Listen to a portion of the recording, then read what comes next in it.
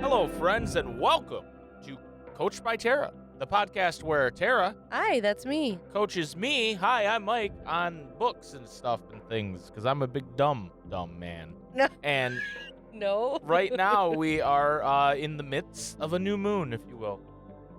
Twilight Yeah. new moon. Twilight new moon to be exact. Welcome back to everybody. Last week we posted our first episode back. Was it good? It was the first chapter of Twilight New Moon. It was a good feeling. I forgot to say thank you for coaching me at the end of that podcast, but now I remember that I say that. Oh, So yes. at the end of this podcast, I will say it. We got a lot of reminders. Yes. Also, we did our live podcast where I recapped the first book, which was fun. So thank you to everybody who hung out for that. Yes, thank you so much. Here we are, ready for chapter 2. But before we get to chapter 2, I'm supposed to recap chapter 1, correct? Oh, yeah. That's what we do Oh, typically yeah. around here. Oh, yeah. So, chapter 1, called Party. Basically, it called Party? Yes, in all caps. Good. In all caps. Good. Basically, this caught And you us... thought it was going to be about a high school party. Yeah, real funny. Real funny. Oh. Way to make fun of me in front of all our friends. You're welcome. Anyway, so basically what happened last, we kind of caught up with Bella and her life and how she had a great summer with Edward, but she still wants to be turned into a vampire, and he doesn't want to, but Alice seems like she kind of wants to. And it's Ella's birthday. She's going to turn 18, so Edward's finally going to be not a creep, theoretically. And then they want to celebrate for her birthday, but she doesn't want to, and then she kind of gets forced to... there's a lot of exposition in there of them talking about her being transformed and how she doesn't like birthdays and da-da-da-da-da. And you see Charlie for a minute, and he gets some pizza and watches some baseball. But basically, you find out that you're going to the Cullens for a party. They watch Romeo and Juliet for some reason. For school. And Edward has, like, the best take on Romeo, because Romeo's kind of a piece of shit. And Edward lets him know. And so they do that. They go to the Cullens. They start giving Bella gifts. They put, like, a new stereo in her car. Yeah. And then, as Bella's opening a gift, she pricks her finger, which causes Edward to freak because he's afraid everybody's going to want to eat her. So he shoves her into a bunch of glass, which makes her more bloody. And then it's feeding time. It's on. So everybody's, like, the chapter ends with her laying there bloodied and everybody kind of standing over her like, yum. Mike was so mad because we recorded it a while ago, and he's been like wondering what's going on. It's been like 2 or 3 weeks, and I've been sitting there going, "Is Bella okay?" And I'm like, I don't know. So that's the recap of chapter 1. Chapter 2, Tara, is called what? Stitches. I'm gonna predict that it is about the Shawn Mendes song, hit song for Shawn Mendes, Stitches. Oh, great. Perfect. Stephanie Meyer came back from a time machine and just went into how that song's great. So that's my prediction. I like that one. Thank you. So I guess we're gonna take a short break, Tara. So we'll be right back. Be right back.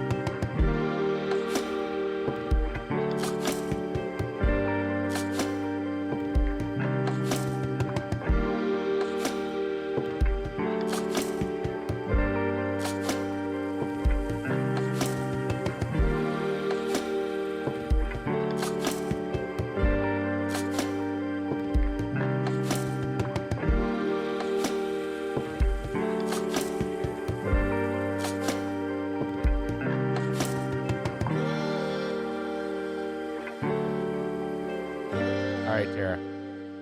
I'm ready for you to coach me All on right, chapter 2, Stitches. let's do it. Let's do it. Okay, so chapter starts off, and Carlisle is obviously the only one that stayed calm this whole time. Because, he's used to bloody stuff because he, is a doctor, Right, he does surgery on people, doesn't he? He does, Yeah. correct. He says centuries of experience in the emergency room were evident in his quiet, authoritative voice. He says, Emmett, Rose, get Jasper outside. Unsmiling for once, Emmett nodded. Come on, Jasper. Because, Emmett's usually a smiley guy. Right. Jasper struggled against Emmett's unbreakable grasp, twisting around, reaching toward his brother with his bared teeth, his eyes still past reason. Edward's face was whiter than bone as he wheeled to crouch over me, taking a clearly defensive position. A low, warning growl slid from between his clenched teeth. I could tell that he wasn't breathing. Because, he has to hold his breath, because she probably be smelling real good right now. Right. Rosalie, her divine's face strangely smug, stepped in front of Jasper, keeping a careful distance from his teeth, and helped Emmett wrestle him through the glass door that Esme held open, one hand pressed over her mouth and nose. Esme's heart-faced shape was ashamed. I'm so sorry, Bella, she cried as she followed the others into the yard, so she couldn't handle it either. Right. Let me by, Edward, Carlisle murmured. A second passed, and then Edward nodded slowly and relaxed his stance. Carlisle knelt beside me, leaning close to examine my arm. I could feel the shock frozen on my face, and I tried to compose it. Here, Carlisle, Alice said, handing him a towel. He shook his head. Too much glass in the wound. He reached over and ripped a long, thin scrap from the bottom of the white tablecloth. He twisted it around my arm above the elbow to form a tourniquet. The smell of the blood was making me dizzy. My ears rang. Bella, Carlisle said softly, do you want me to drive you to the hospital, or would you like me to take care of it here? Here, please, I whispered. If he took me to the hospital, there would be no way to keep this from Charlie. So she didn't want him to know right away, Right. probably. Because even if they sell a story to Charlie that's like, oh, you fell down again, Charlie's going to be like, what the fuck, Bella? Why are you falling down all the time? I know. I'll get your bag, Alice said. Let's take her to the kitchen table, Carlisle said to Edward. Edward lifted me effortlessly while Carlisle kept the pressure steady on my arm. How are you doing, Bella? Carlisle asked. I'm fine. My voice was reasonably steady, which pleased me. Edward's face was like stone. Alice was there. Carlisle's black bag was already on the table, a small but brilliant desk light plugged into the wall. So she quickly set up, she was Right. so fast. Seems like Alice has had to do this before. Or well, plus they're just so fast, Right. Edward sat me gently into a chair, and Carlisle pulled up another. He went to work at once. Edward stood over me, still protective, still not breathing. Just go, Edward, I sighed. I can handle it, he insisted. But his jaw was rigid. His eyes burned with the intensity of the thirst he fought, so much worse for him than it was for the others. You don't need to be a hero, I said. Carlisle can fix me up without your help. Go get some fresh air. I winced as Carlisle did something to my arm that stung. I'll stay, he said. Why are you so masochistic? I mumbled. Carlisle decided to intercede. Edward, you may as well go find Jasper before he gets too far. I'm sure he's upset with himself, and I doubt he'll listen to anyone but you right now. Yes, I eagerly agreed. Go find Jasper. You might as well do something useful, Alice added. Yikes. Edward's eyes narrowed as we ganged up on him, but finally he nodded at once and sprinted smoothly through the kitchen's back door. I was sure he hadn't taken a breath since I'd sliced my finger. She kind of describes, that she felt like she finally was feeling the stinging of what happened, and, um, that, but also Carlisle starting to treat it, so he gave her a shot to numb it, basically. Okay. Well, her adrenaline's probably wearing off pretty fast. Yeah, so it talks about how the what he gave her erases the sting of it all, but she can still smell her blood and stuff, and she just is watching what his hands are doing to distract herself a little bit, and there was no pain, but just a gentle tugging sensation because she was getting stitches, obviously. She sees Alice kind of get up and, like, inch out of the room, Okay. and she knows, like, it's because, like, no one really can handle it at that point. Mm. And it says, with a tiny apologetic smile on her lips, she disappeared through the kitchen doorway. And So she's even she was like, "Yo, I yeah. need to eat." Well, it's not even that, it's just the smell of, like, human blood, yeah. And she said, "Well, that's everyone," I sighed. "I can clear a room at least." "It's not your fault," Carlisle comforted me with a chuckle. "It could happen to anyone." "Could," I repeated, "but it usually just happens to me." He laughed again. His relaxed calm was only more amazing, set in direct contrast with everyone else's reaction. I couldn't find any trace of anxiety on his face. He worked with quick, sure movements, so she's like, wow, like everyone else was so freaked and like, I mean, but we already know he's been alive for so much Right. longer and has done this for so long. But then the only sound that she can hear is like the plink, plink, plink as like he is taking glass like out of her Right. skin. Blech. Kara, not a big fan of blood either. No. And she just kind of asks, "How can you do this?" I demanded. "Even Alice and Esme," I trailed off, shaking my head in wonder. So we're starting to get a little bit more history right here. Some Carlisle Some Carlisle lore. and some other lore. Lore. Some more lore.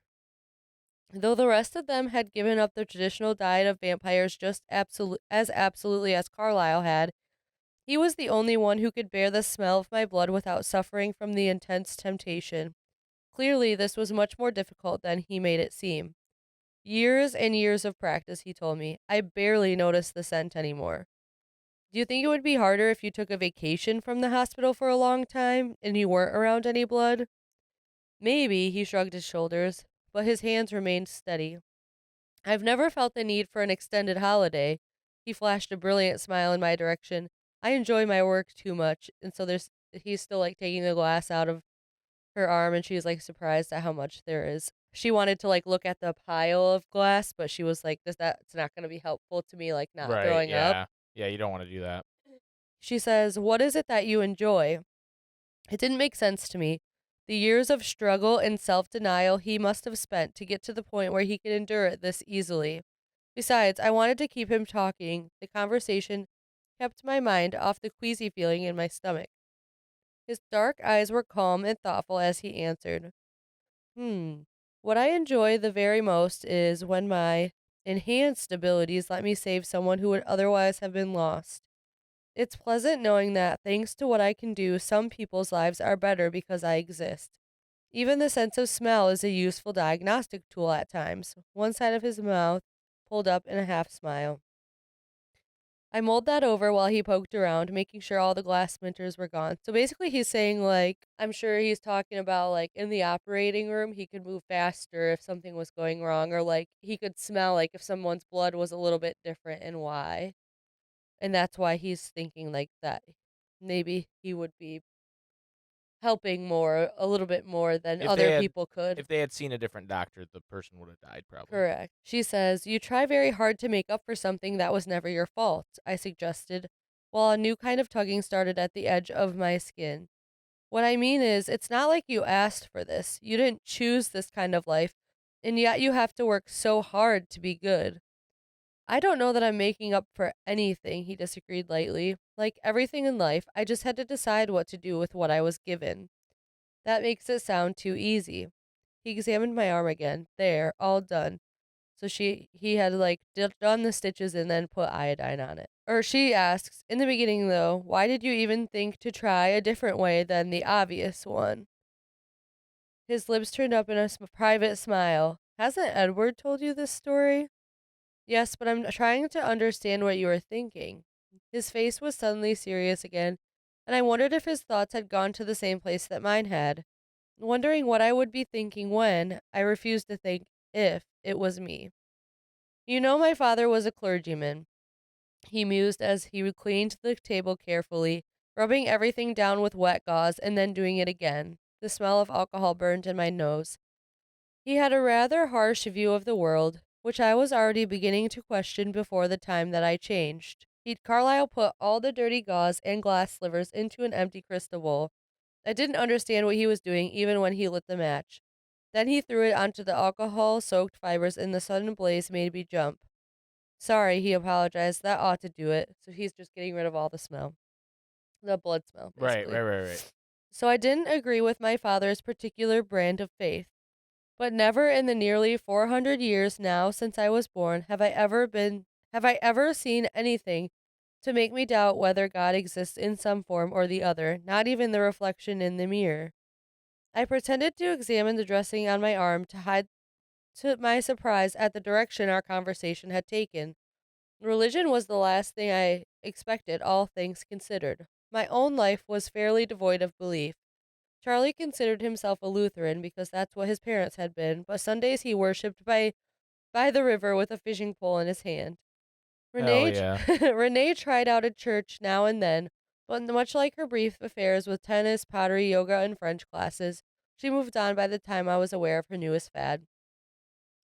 I'm sure this all seems a little bizarre coming from a vampire, he grinned, knowing how their casual use of that word never failed to shock me. But I'm hoping that there is still a point to this life, even for us. It's a long shot, I'll admit. By all accounts, we're damned regardless. But I hope, maybe foolishly, that we'll get some measure of credit for trying. I don't think that's foolish, I mumbled. I couldn't imagine anyone, deity included, who wouldn't be impressed by Carlyle. Besides, the only kind of heaven I could appreciate would have to include Edward. And I don't think anyone else would either, she says. Actually, you're the very first one to agree with me. The rest of them don't feel the same? I asked. Carlyle guessed the directions of my thoughts again. Edward's with me up to a point. God and heaven exist, and so does hell, but he doesn't believe there is an afterlife for our kind. Carlyle's voice was very soft.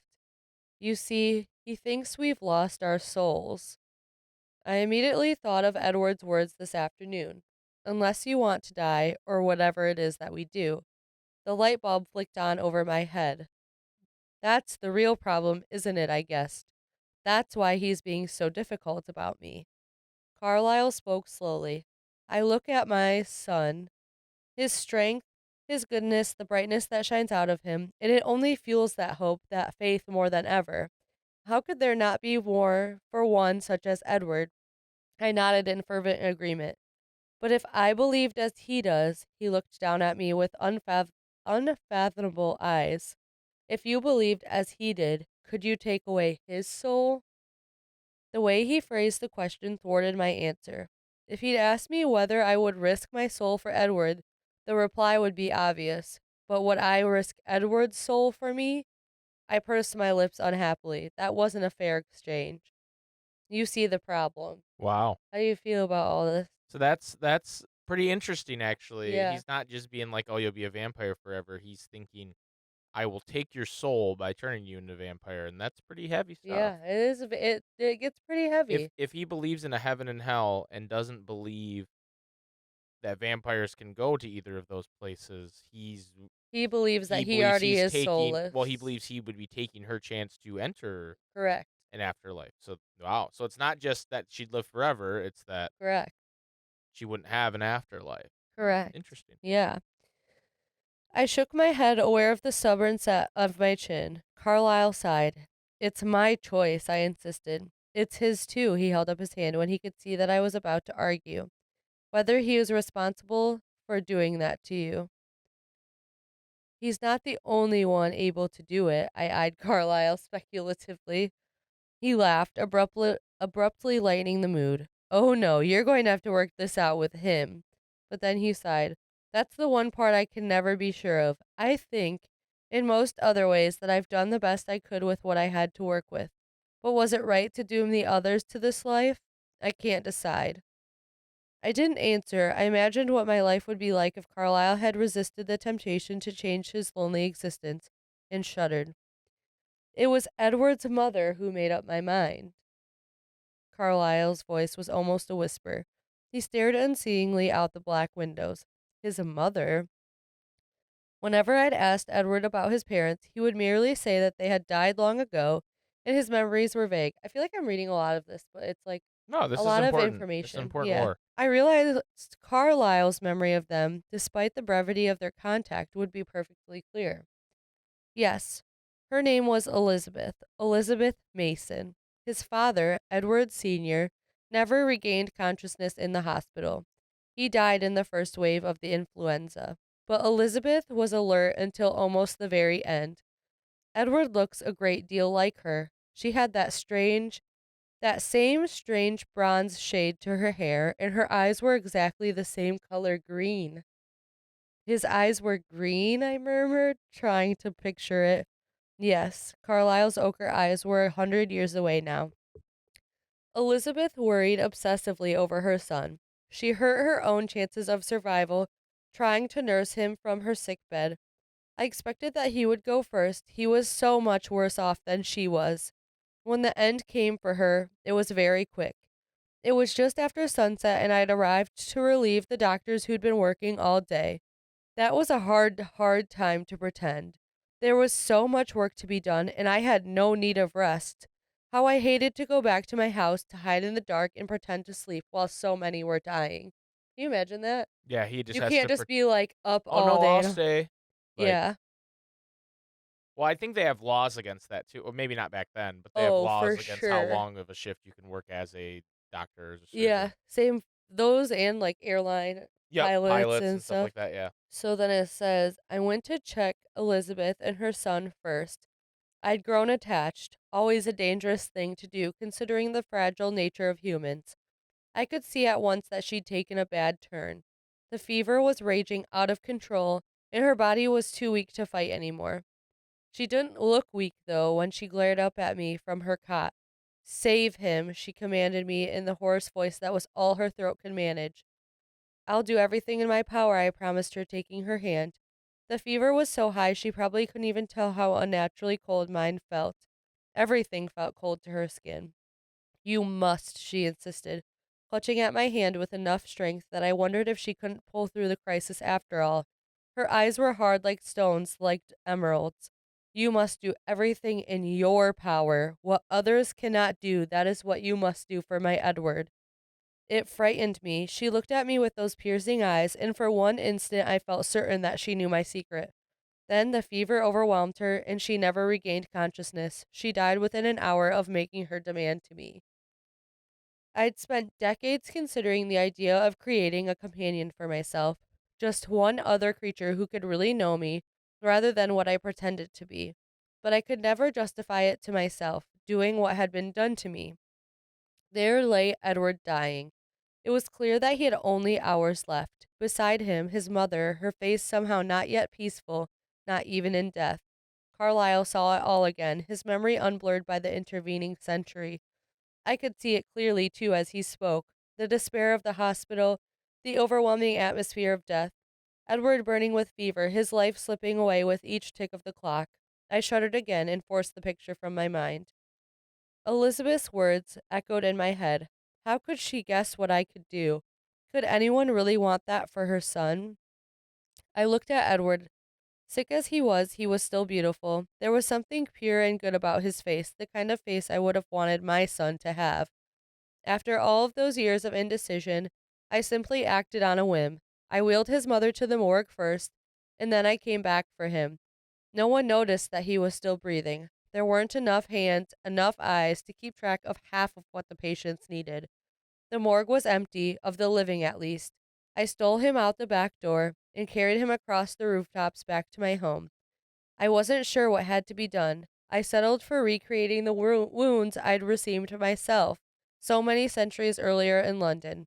I felt bad about that later. It was more painful and lingering than necessary. So, like, I don't remember what they described as his wounds from before, but I think like he only really had one wound, and like so there wasn't like a ton. Maybe that was what it was, where there wasn't like a ton of venom running through, so then he was, like, suffering for longer, but we Mm. learned more about the transformation process later. Okay. I wasn't sorry, though. I've never been sorry that I saved Edward. I suppose I should take you home now, though. I'll do that, Edward said. So He was already back. Right, Edward was already Yeah. coming to check on her. Yeah. His face was smooth, unreadable, but there was something wrong with his eyes, something he was trying very hard to hide. Carlisle can take me, I said. I looked down at my shirt. The light blue cotton was soaked and spotted with my blood. My right shoulder was covered in thick pink frosting because she had fallen into the cake as well, remember? Yeah, that's right. I'm fine. Edward's voice was unemotional. You'll need to change anyway. You'd give Charlie a heart attack the way you look. I'll have Alice get you something. He strode out of the kitchen again. I looked at Carlisle anxiously. He's very upset. Yes, tonight is the kind of thing that he fears the most, you being put in danger because of what we are. It's not his fault, though, but it's not yours either. She, gets up, Esme's back, and she's kind of just, mopping up and cleaning up a little bit more, and Mhm. she's cleaning with, literally straight up bleach to get the smell out more of, the actual, place where Right. she'd fallen. And then she, offers to help Esme, and Esme's like, "Nope, it's fine, I'm already done," and, asking how she feels, and she's like, "I'm fine," Carlisle sews faster than any other doctor I've ever had, and she's just they're laughing a little bit. And Alice helps her comes to, help her find a shirt, something a little less macabre, and she found, a shirt that was close to the same color as the one she was wearing, so, Charlie won't even notice. She, notices that the bandage on her arm, doesn't actually, look that bad compared to, what it actually the whole ordeal was. Right, right. She looks at Alice and says, "Alice," and she says, "Yes." "How bad is it?" I couldn't be sure if my whispering was a wasted effort. Even though we were upstairs with the door closed, perhaps he could hear me. Her face tensed. "I'm not sure yet." "How's Jasper?" She sighed. "He's very unhappy with himself. It's all so much more of a challenge for him, and he hates feeling weak." "It's not his fault. You'll tell him that I'm not mad at him, not at all, won't you?" "Of course I will." Edward was waiting for me by the front door. As I got to the bottom of the staircase, he held it open without a word. "Take your things," Alice cried as I walked warily toward Edward. She scooped up the two packages, the one that was half opened, and my camera from under the piano, and pressed them into my arm. "You can thank me later once you've opened them." So then everyone says goodnight, and they go outside, and she's like, "It smells much nicer outside. And then the dashboard has a big red ribbon on it where her new stereo is, and she takes off the ribbon from it and throws it on the ground because she's over it. Mhm. And How dare they do nice things for her? she's just trying to not think about it because Edward's clearly in a mood basically, and he's just not saying anything, and they don't even turn the new stereo on, and she's finally like, "Can you just say something?" And he says, "What do you want me to say?" He asks in a detached voice, "Tell me you forgive me?" That brought a flicker of life to his face. "Forgive you? For what?" If I'd been more careful, nothing would have happened. "Bella, you gave yourself a paper cut. That hardly deserves the death penalty." "It's still my fault." My words opened up the floodgate for him. "Your fault? If you'd cut yourself at Mike Newton's house with Jessica there and Angela and your other normal friends, the worst that could possibly have happened would be what? Maybe they couldn't find you a bandage? If you'd tripped and knocked over a pile of glass plates on your own without someone throwing you into them, even then, what's the worst? You get blood on the seats when they drove you to the emergency room? Mike Newton could have held your hand while they stitched you up and he wouldn't be fighting the urge to kill you the whole time he was there? Don't try to take any of this on yourself, Bella. It will only make me more disgusted with myself." "How the hell did Mike Newton end up in this conversation?" I demanded. "Mike Newton ended up in this conversation because Mike Newton would be a hell of a lot healthier for you to be with," he growled. "I'd rather die than be with Mike Newton," I protested. "I'd rather die than be with anyone but you." Yikes. Yeah. Yikes. Real bad time for Simp Mike right now. Yeah, yeah. Simp Mike, he's sitting at home and he just felt like menacing reverberations and he doesn't know why. Yeah. Really, really bad time for Simp Mike right now. Simp Mike's stocks are down. "Don't be melodramatic, please." "Well, then, don't you be ridiculous." He didn't answer. He glared through the windshield, his expression black. I racked my brain for some way to salvage this evening. When he pulled up in front of my house, I still hadn't come up with anything. "Will you stay tonight?" I asked. "I should go home," he said. The last thing I wanted was for him to go wallow in remorse. For my birthday, I pressed. You can't have it both ways. Either you want people to ignore your birthday or you don't, one or the other. His voice was stern, but not as serious as before. I breathed a silent sigh of relief. Okay, I've decided that I don't want you to ignore my birthday. I'll see you upstairs. Nice. Nice, Bella. I hopped out, reaching back in for my packages. He frowned. You don't have to take those. I want them, I responded automatically, and then wondered if he was using reverse psychology. No, you don't. Carlisle and Esme spent money on you. I'll live. I tucked the presents awkwardly under my good arm and slammed the door of the truck behind me. He was out of the truck and by my side in less than a second. Let me carry them at least. I'll be in your room. Thanks. Happy birthday, he sighed and leaned down to touch his lips to mine. I reached up on my toes to make the kiss last longer when he pulled away. He smiled my favorite crooked smile, and then he disappeared into the darkness. The game was still on, like the baseball game. That he was like, "Oh, see ya, have fun." Right. As soon as I walked through the front door, I could hear the announcer rambling over the babble of the crowd. Belle, Charlie called. Hey, Dad, I said as I came around the corner. So then he just is like, and she's like, Alice went overboard, flowers, cakes, candles, the whole thing. And Edward threw me into a pile of glass. he asked like what she got, and she said, well, they got a stereo for my truck. And they're like, wow, he's like, wow, that's cool. And then she's like, okay, well, I'll see you in the morning. And he's like, what happened to your arm? And she's like, oh, I just tripped. It's nothing. And he's like, Bella, like shaking his head. She's like, okay, good night. Like, whatever. So then she hurries up to, get ready and go back to Edward in her room. He's sitting on the center of her bed, like just waiting with the boxes that are still there, unwrapped or wrapped, I should say. Yes. And she says, hi, can I open my presents now? Where did the enthusiasm come from? He wondered. You made me curious. I picked up the long, flat rectangle that must have been from Carlisle and Esme. Allow me, he suggested. He took the gift from my hand and tore the silver paper off with one fluid movement. He handed the rectangle right box to me. Are you sure I can handle lifting the lid? I muttered, but he ignored me. Inside the box was a long, thick piece of paper with an overwhelming amount of fine print. It took me a minute to get the gist of the information. We're going to Jacksonville? And I was excited in spite of myself. It was a voucher for plane tickets for both me and Edward. That's the idea. I can't believe it. Renee is going to flip. You don't mind, though, do you? It's sunny. You'll have to stay inside all day. I think I can handle it, he said, and then frowned. If I'd had any idea that you could respond to a gift this appropriately, I would have made you open it in front of Carlisle and Esme. I thought you'd complain. Well, of course it's too much, but I get to take you with me. He chuckled. Now I wish I'd spent money on your present. I didn't realize that you are capable of being reasonable. I set the tickets aside and reached for his present, my curiosity rekindled. He took it from me and unwrapped it like the first one. He handed back a clear CD jewel case with a blank silver CD inside. What is it? I asked. He didn't say anything. He took the CD and reached around me to put it in the CD player on the bedside table. He hit play and we waited in silence. Then the music began. I listened, speechless and wide eyed. I knew he was waiting for my reaction, but I couldn't talk. Tears welled up and I reached up to wipe them before they could spill over. Does your arm hurt? He asked anxiously. No, it's not my arm. It's beautiful, Edward. You couldn't have given me anything I would love more. I can't believe it. I shut up so I could listen.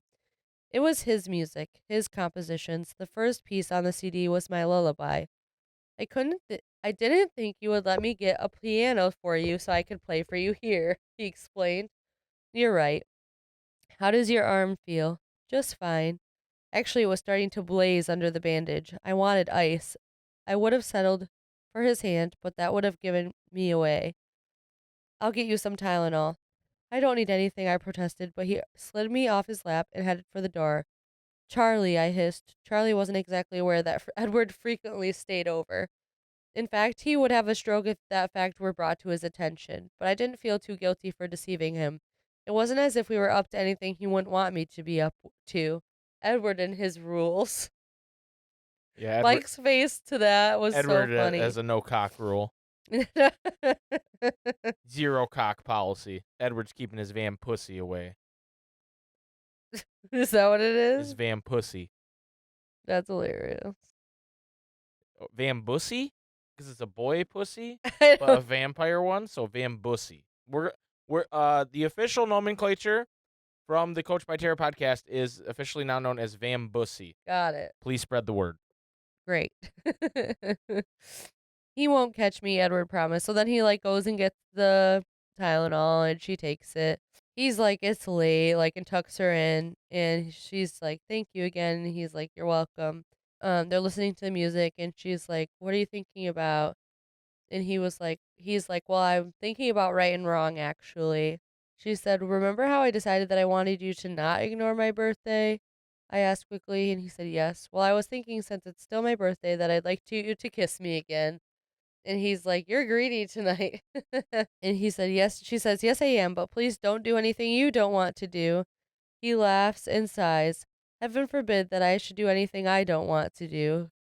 He said in a strangely desperate tone as he put his hand under my chin and pulled up my face to his. Then they're kissing. Oh! Kiss began much the same as usual. Edward was as careful as ever, and my heart began to overreact like it always did. And then something began seemed to change. Suddenly his lips became much more urgent. His free hand twisted into my hair and held my face securely to his. And though my hands tangled in his hair too, and though I was clearly beginning to cross his cautious lines, for once he didn't stop me. His body was cold through the thin quilt, but I crushed myself against him eagerly. When he stopped, it was abrupt. He pushed my away with gentle, firm hands. I collapsed back onto the pillow, gasping and my head spinning. Sorry, he said, and he was breathless too. That was out of line. I don't mind, she says. He frowned at me in the darkness. Try to sleep, Bella. No, I want you to kiss me again. You're overestimating my self control. Which is tempting you more, my blood or my body? I challenged. What? It's a tie, he grinned briefly in spite of himself, and then was serious again. Now, why don't you stop pushing your luck and go to sleep? Fine, I agreed.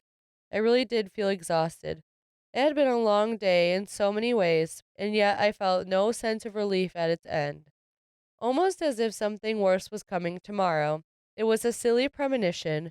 What could be worse than today? Just the shock catching up with me, no doubt.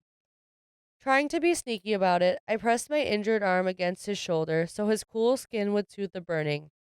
It felt better at once. I was halfway asleep, maybe more, when I realized what his kiss had reminded me of. Last spring, when he'd have to leave me to throw James off my trail, Edward had kissed me goodbye, not knowing when or if we would see each other again. This kiss had almost the same painful edge for some reason I couldn't imagine. I shuddered into unconsciousness as if I were already having a nightmare. And that's the end of the chapter. Oh no. I'm beginning to put some things together about what happens in this book here, because I think Edward's gonna bail. Oh, you think? I think he thinks he's gonna go revert a little bit and be like, she is better off without being put in danger by me. And I think he's gonna bail, and that's gonna leave some room for maybe someone to slide in there and It's possible. maybe slide in there. Uh, I can't believe that Bane quoted Bella in The Dark Knight Rises when he was like, "I'd wondered what would break first, your spirit or your body." But he just stole the what is tempting you more, my blood or my body? My blood or my Yeah, body? so I liked that. Thank you, Bella, for that. But yeah, so I'm excited to see where this goes next. I figured the end of last chapter was kind of like obviously it's not going to be as bad as she's like there's 6 hungry vampires staring at me. Yeah. It's like okay, they're not I that. mean, obviously nothing. Yeah. So I kind of predicted that. But very interesting chapter. We got some lore on Yeah. Edward, It's a lot. I baby mean, Edward, which I didn't realize he turned Edward as a baby. no, it's not baby. It's not a Well, didn't baby. she say didn't he say she was trying to feed him? Like No, she's trying, yeah, like nurse him, like to health, not nurse Oh, him I like thought they boob. literally meant like titty nursing. No, because he was 17. What? You're right, because he would have to be. Yes. Yes, I don't know what I was thinking. That that one line about nursing threw me off so hard. I was like, wait, he sucked the blood of a baby? That's fucked up. He meant that, like, that's so fucked up. That's, like, way beyond fucked up. I can't believe you're picturing that in your head. But no, like she was making herself sicker by nursing him back to health, and it wasn't working I get it now. anyways. They literally meant like Which was, like, nursing, kind not of the problem with that influenza and with influenzas right. anyways, or, like, sicknesses, plagues like that, is, like, people would just try to help each other, and then they get really sick, Right. too. Okay, that makes more sense. Okay, so he was 17 because he'd have to be because you don't grow up as a vampire. Okay. Correct. What if they made a vampire baby though? That's fucked And up. it's just like, wah. It just got sharp teeth. Wait, but if it didn't have teeth yet, could it actually survive? I don't think it could. I don't know. I mean, it probably couldn't survive anyway because it's a baby. Yeah, I Like, really you don't just know. have to feed it bottles of blood. Can you imagine you walk up to like a bassinet and you go, "Oh, cute baby," and it's like, like that's terrifying. I just can't believe, like, that's what you thought from that. Was Okay, that Edward we're gonna was make a a baby? CBT merch line No, we're called not. Vampire Babies, and it's gonna be onesies. Everybody buy your Vampire Babies merch at CBT. This is definitely a real website.com. No. Anyway, if you want to email us, you can email us at Oh, yeah. CBT at coachbytara@gmail.com.